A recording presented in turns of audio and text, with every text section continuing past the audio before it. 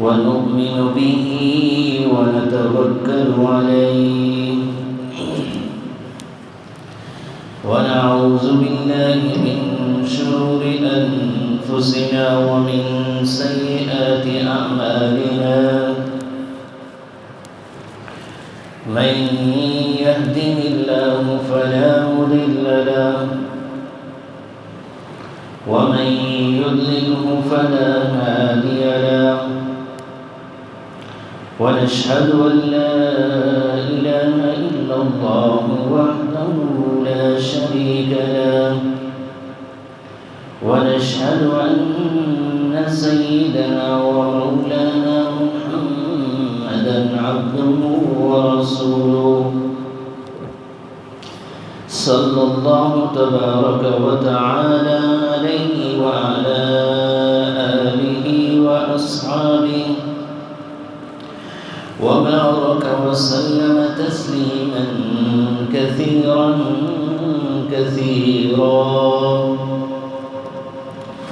أما بعد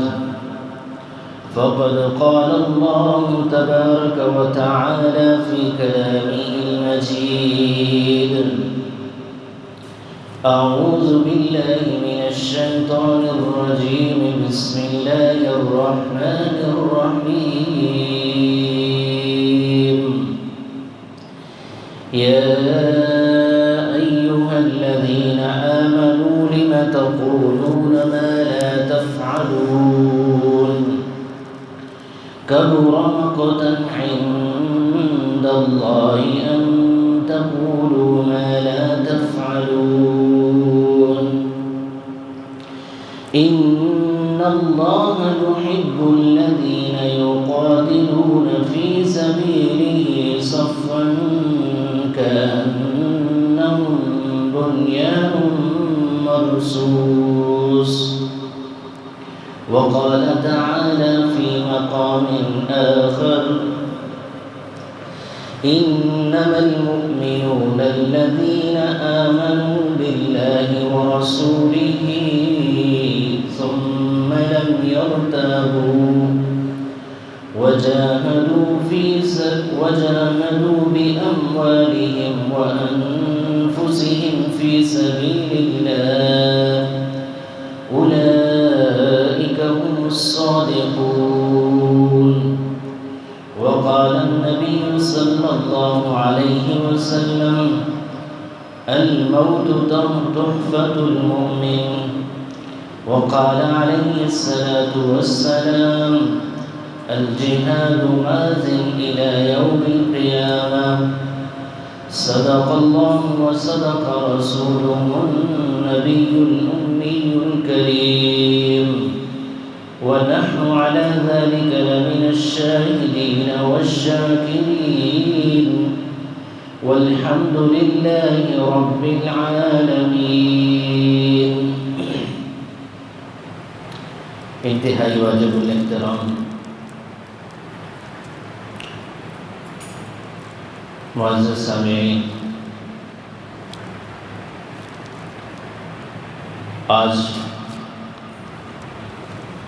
پوری دنیا میں مسلمان جس پستی کا شکار ہے اور جس قبض سے گزر رہا ہے وہ ناقابل بیان ہے۔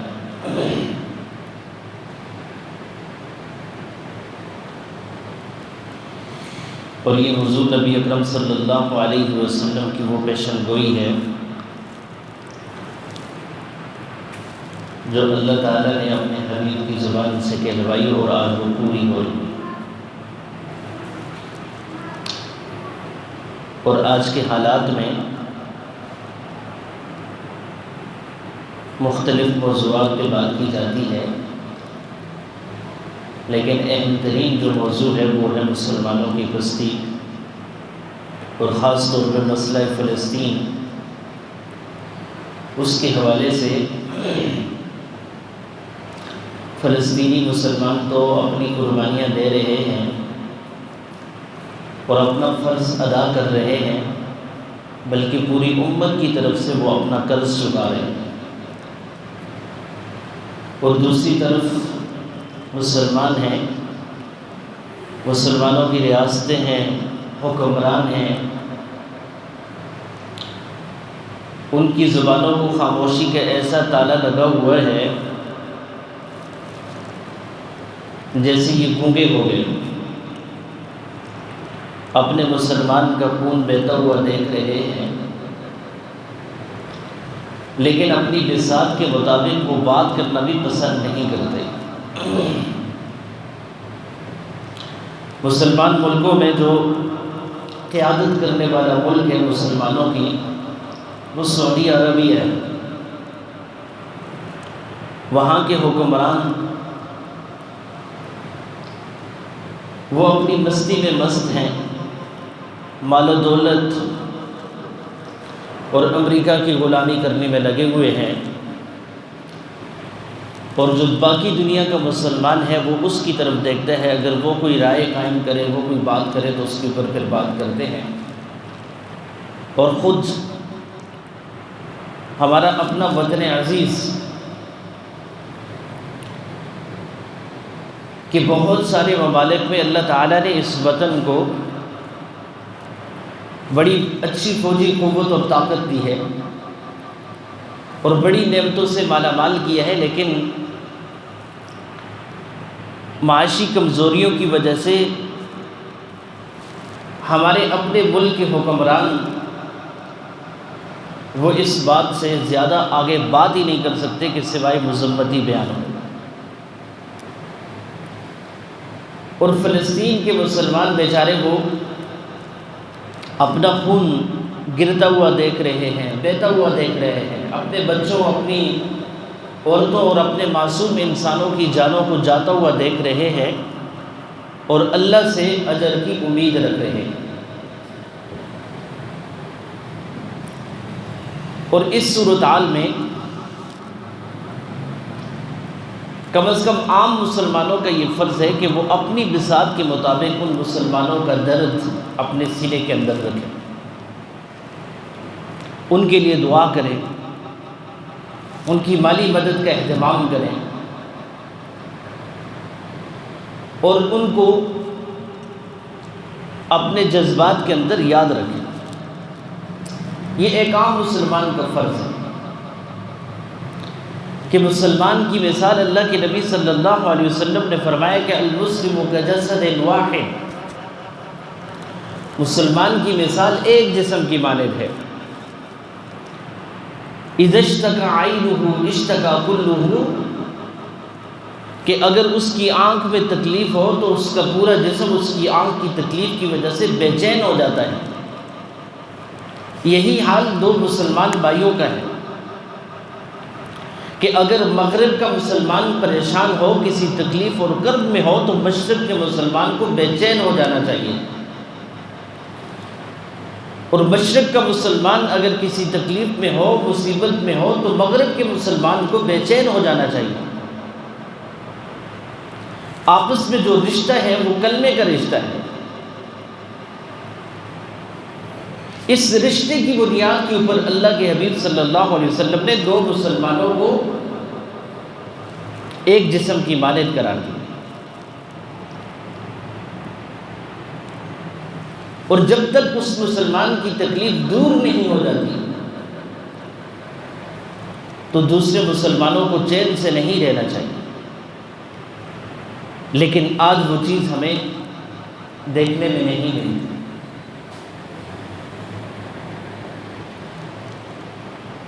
جہاں تک رہی بات شہادتوں کی، تو یہ بات تو پکی ہے کہ موت ایک دن آنی ہے۔ یدرککم الموت ولو کنتم فی بروج مشیدہ، اللہ تعالیٰ نے فرمایا کہ موت تمہارے اوپر، تمہارے پیچھے ایسے لگا دی گئی ہے، اگر تم مضبوط قلعوں کے اندر بھی بند ہو جاؤ تو تم موت سے نہیں بچ سکتے۔ ایک دن ضرور آنا ہے جس دن تم نے موت کا سامنا کرنا ہے۔ کل نفس ذائقۃ الموت، ہر انسان کو موت کے اس کڑوے ذائقے کو چکھ کر کے اس دنیا سے رخصت ہونا ہے۔ اس لیے مومن ہمیشہ موت سے ڈرا نہیں کرتا۔ تو فلسطینی مسلمان اپنی موت اپنی ہتھیلی پہ رکھ کر کے اور نہتے ہو کر کے اس ظالم دشمن کا مقابلہ کر رہے ہیں. اور یہ ایسا ناصور ہے جو 1947 میں مسلمانوں کی پیٹھ کے اندر ایک چھرا بنا کر کے گھونپا گیا ہے. 1948 میں پاکستان ہمارے سے وجود میں آیا اور پاکستان کی جو بنیاد تھی وہ کلمہ طیبہ خالص اسلامی بنیاد کے اوپر اس ملک کو حاصل کیا گیا. تو اس کے ایک سال بعد ہی پوری دنیا سے یہودیوں کو اکٹھا کر کے فلسطین میں بسایا گیا اور پھر اس کی پشتپناہی برطانیہ اور امریکہ نے کی اور اس نے ایک سال کے بعد اعلان کر دیا کہ ہم یہاں پر ایک صہیونی ریاست قائم کر رہے ہیں. اور اس کے وزیر اعظم کے اعلان کے بعد 2 گھنٹوں کے بعد امریکہ نے اس کو قبول کر لیا اور ریاست تسلیم کر لیا. ورنہ یہ یہودی پوری دنیا کے اندر پھیلے ہوئے تھے اور پوری دنیا سے ان کو وہاں لا کر کے آباد کیا گیا. اور جس وقت ان کی آباد کاری ہو رہی تھی تو وہ بھی بڑی کوئی آسانی سے نہیں ہوئی، بلکہ وہاں کے مسلمانوں کا خون بہایا گیا، ان کا قتل عام کیا گیا، ان کے گھروں کو مسمار کیا گیا، ان کی بستیوں کے اوپر قبضے کر کے کچھ یہودی وہاں جب آباد ہو گئے تو پھر ان کی پشپناہی مغربی طاقتوں نے کی اور اس کے نتیجے میں یہ جو چھرا ہے مسلمانوں کی پیٹھ کے اندر گھونپا گیا اور مسلمانوں کی اتنی بڑی تعداد وہ اس کا کچھ نہیں بگاڑ سکے. اور ابھی جو صورتحال تھی کوئی 1 سال پہلے تک وہ یہ تھی کہ کئی سارے مسلمان ممالک نے اس کو تسلیم بھی کر لیا بطور ریاست کہ اسرائیل جو ہے وہ ایک ریاست ہونی چاہیے. اور حماس کے حملوں سے پہلے خود سعودی عربیہ بھی اس کو تسلیم کرنے والا تھا. اور اگر سعودی عربیہ تسلیم کر لیتا تو چونکہ مسلمان ملکوں میں سب سے بڑا ملک ہے تو پھر دوسرے جو مسلمان ممالک ہیں ان کو تسلیم نہ کرنے میں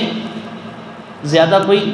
وقت نہیں لگنا تھا. اور اس کا نتیجہ یہ نکلنا تھا کہ اس وقت اسرائیل جو صرف اسرائیل نہیں بلکہ وہ گریٹر اسرائیل کا خواب دیکھنے والا اسرائیل ہے وہ ایک بڑا طاقتور ملک بن چکا ہوتا. یہ فلسطینی مجاہدین کی قربانیاں ہیں، ان کی عوام کی قربانیاں ہیں کہ انہوں نے ان کے اس خواب کو چکنا چور کر دیا. اور یہ جہاد کی برکت ہے. اگرچہ 40,000 سے زیادہ جانیں وہاں شہید ہو چکی ہیں، معصوم بچے شہید ہوئے ہیں، عورتیں شہید ہوئی ہیں، نہتے مسلمان شہید ہوئے ہیں اور ان کے قائدین نے اس جنگ کے اندر اس جہاد کے اندر اپنی جانیں پیش کی ہیں. یہ کوئی معمولی بات نہیں ہے. لیکن اگر ایک دفعہ اسرائیل اس کو اگر کئی سارے ممالک تسلیم کر لیتے ہیں تو پھر اسرائیل صرف وہ فلسطین تک محدود ہونے والا ملک نہیں ہے بلکہ مسلمانوں کو کمزور کرنے کے لیے اس نے مزید اپنے آپ کو پھیلانا ہے.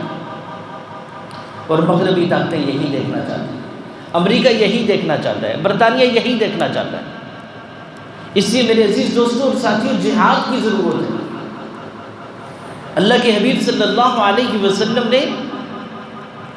ارشاد فرمایا کہ ایک زمانہ آئے گا کہ جس زمانے میں قومیں تمہارے اوپر ایسے ٹوٹ پڑے گی جیسے ایک بھیڑیا جب وہ بکریوں کا لشکر دیکھتا ہے، ریوڑ دیکھتا ہے اور اس کے اوپر بھوکا بھیڑیا ٹوٹ پڑتا ہے اور پھر وہ ان کو کاٹنا شروع کرتا ہے، ان کو مارتا ہے، اپنا شکار کرتا ہے. تو آپ صلی اللہ علیہ وسلم نے مسلمانوں کے بارے میں فرمایا کہ ایک وقت مسلمانوں کے اوپر یہ والا آئے گا. تو کسی صحابی نے پوچھا یا رسول اللہ کیا اس وقت ہم تھوڑے ہوں گے؟ آپ صلی اللہ علیہ وسلم نے فرمایا نہیں، اس وقت تم تھوڑے نہیں ہوں گے، بل انتم کثیرون، بلکہ تم اس وقت بہت زیادہ ہوگے. آج کی بنسبت تمہاری تعداد بہت زیادہ ہوگی. پھر اس نے پوچھا یا رسول اللہ کیا وجہ ہوگی کہ ہم اتنے کمزور ہو چکے ہوں گے کہ مسلمان کا خون اتنا سستا ہو چکا ہوگا اور مسلمان کی جان اتنی سستی ہو چکی ہوگی کہ اس کو شکار کی طرح شکار کیا جائے گا۔ تو آپ صلی اللہ علیہ وسلم نے فرمایا اس وقت تمہارے اندر دو چیزیں پیدا ہو جائیں گی، اور وہ کیا ہوگا؟ آپ صلی اللہ علیہ وسلم نے فرمایا ایک تو کراہیت الموت، کہ تمہیں موت ناپسند ہوگی، اور دوسرا فرمایا حب الدنیا، دوسری جو چیز تمہارے دلوں کے اندر بچ جائے گی وہ ہوگی دنیا کی محبت۔ اور آج دیکھیے کہ مغرب اور مشرق میں اگر خون بہتا ہے تو مسلمان کا بہ رہا ہے۔ کشمیر میں دیکھیے، میانمار میں دیکھیے، اور فلسطین کے اندر تو جو صرف ایک سال پورا نہیں ہوا، ایک سال کے اندر 40,000 سے زیادہ مسلمانوں کا خون بہہ چکا ہے، اور ان کے خون کا پیاسا ایسا شدید پیاس میں ہے تو وہ کہ ابھی تک اس کی پیاس بجھی نہیں۔ اور وہاں کے جو شہر ہیں غزہ، اس کو کھنڈرات کے اندر تبدیل کر دیا گیا، وہاں کوئی عمارت نہیں، وہاں سوائے کھنڈرات کے اور کچھ بھی نہیں، اور ان کھنڈرات کے نیچے مسلمانوں کی لاشیں ہیں، معصوم بچوں کی لاشیں ہیں، معصوم عورتوں کی لاشیں ہیں جو نہتے ہیں، جن کے پاس اسلحہ نہیں ہے، جو لڑ نہیں رہے، اور وہاں سے نکل کر کے وہ ریفیوجیز کیمپوں کے اندر جب جاتے ہیں تو وہاں سے 15 منٹ کے الٹیمیٹم پہ ان کو کہا جاتا ہے نکلو۔ اب 15 منٹ میں وہ کہاں جائیں گے؟ 15 منٹ کے بعد مارنے کے بہانے تلاش کر کے ان کے اوپر بمباری کی جاتی ہے۔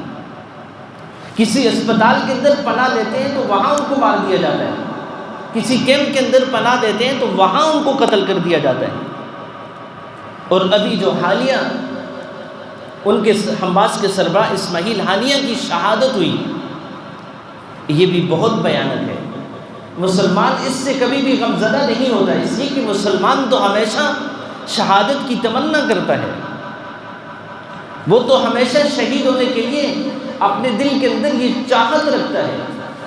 اور یہ چاہت صرف ایک عام مسلمان کی نہیں، خود نبی اکرم صلی اللہ علیہ وسلم کی بھی یہ چاہت رہی کہ آپ صلی اللہ علیہ وسلم نے فرمایا لَوَدِدْتُ أَنْ أُقْتَلَ فِي سَبِيلِ اللَّهِ ثُمَّ أُحْيَا ثُمَّ أُقْتَلْ ثُمَّ أُحْيَا ثُمَّ أُقْتَلْ ثُمَّ أُحْيَا۔ مجھے یہ بات پسند ہے کہ میں اللہ کے راستے میں شہید کیا جاؤں، دوبارہ زندہ کیا جاؤں، پھر شہید کیا جاؤں، پھر زندہ کیا جاؤں، پھر شہید کیا جاؤں، پھر زندہ کیا جاؤں۔ اور اللہ کے نبی صلی اللہ علیہ وسلم کے صحابہ کے اندر یہ جذبہ بڑا اعلیٰ درجے کا تھا کہ وہ موت سے نہیں ڈرا کرتے تھے، وہ موت کو الموت تحفۃ المؤمن، موت تو مومن کے لیے تحفہ ہے کہ اس سے دنیا کی مصیبتیں ختم ہو کر کے اس کو اپنے رب سے ملاقات کا موقع ملتا ہے، اس نے دنیا کے اندر جو نیک اعمال کیے ہوتے ہیں اس کا اس کو صلہ ملتا ہے، اس کا اس کو اجر ملتا ہے۔ اس لیے آپ صلی اللہ علیہ وسلم نے فرمایا کہ جس وقت تمہارے اندر یہ دو چیزیں پیدا ہو جائیں گی پھر اس وقت تمہارا یہ حال ہوگا، اگرچہ تمہاری کثرت ہوگی لیکن اس کثرت کا تمہیں فائدہ نہیں ہوگا۔ اور آج دیکھ لیجیے مسلمانوں کے 54 ممالک، پاکستان 8ویں ملک، مسلمانوں کے جو ممالک ہیں وہ صحیح وسائل والے، اور جس کو زر سیال کہتے ہیں، پوری دنیا میں سب سے زیادہ مقدار میں زر سیال یہ تیل مسلمانوں کے پاس ہے، اس کے باوجود مسلمان اتنا کمزور، اور مسلمان ملکوں میں